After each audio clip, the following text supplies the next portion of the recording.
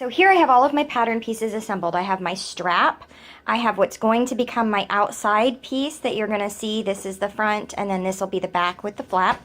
Then I have my lining piece, which I am using brightly colored woven cotton because I'm going to do the PUL as hidden PUL in only the front and the middle pocket because that's what my friend had requested. So I'm going to line up my pieces and I'll be back in just a second.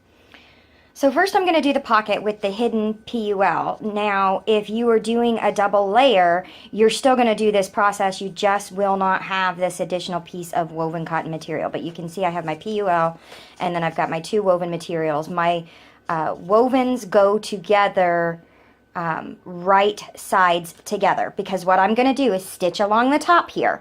Once I stitch along the top, I'm going to flip this piece over and then I'm going to top stitch the pieces once they've been flipped. So I'm going to go sew those pieces and I'll be back in just a second. So now I've sewn this piece and I'm going to take it and flip it. Actually, what I'm going to do is just hit this with my iron quickly, and then I'm going to flip it and iron it again, and then I'm going to take it upstairs, top stitch, and I'll be back in a second. So at this point I have taken my pocket and I have put my PUL to the inside. I sewed it together, flipped it over, ironed it, and then top stitched it.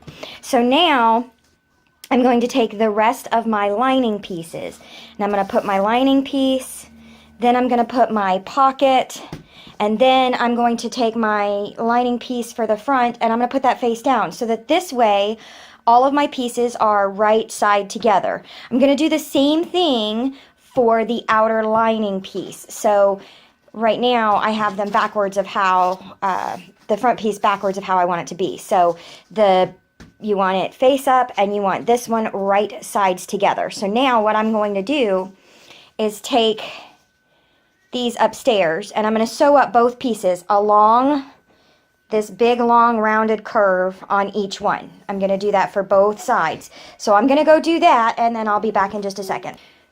So at this point you have your outer lining stitched, you have your inner lining stitched, and I'm going to turn this right side out and then stick it inside of this bag.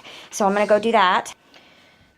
I have turned this the right side out and then stuffed it inside the lining. And now I'm going to take it upstairs. And usually what I like to do when I do a bag is start about here with the stitching, stitch down and around and up, and then come all the way down to the front about an inch, inch and a half, making sure that you backstitch at the beginning and the end. And you want to backstitch probably 3 to 4 stitches.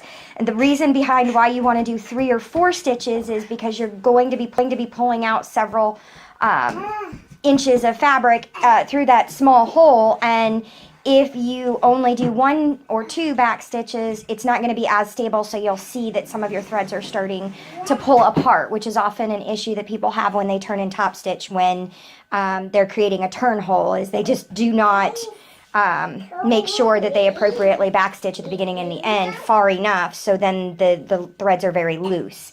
So I'm going to go take care of that, and then I'll come back down here and turn the bag.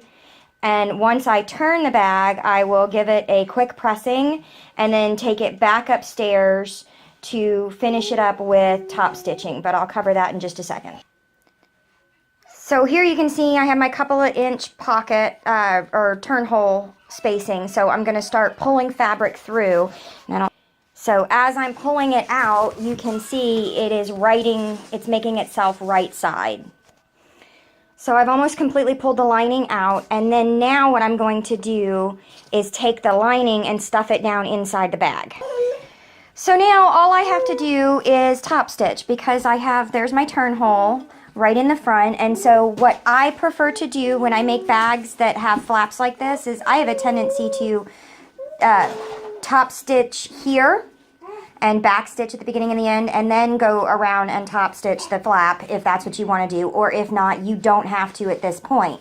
After you do that, all you have to do is apply your snaps and your bag is completely done. So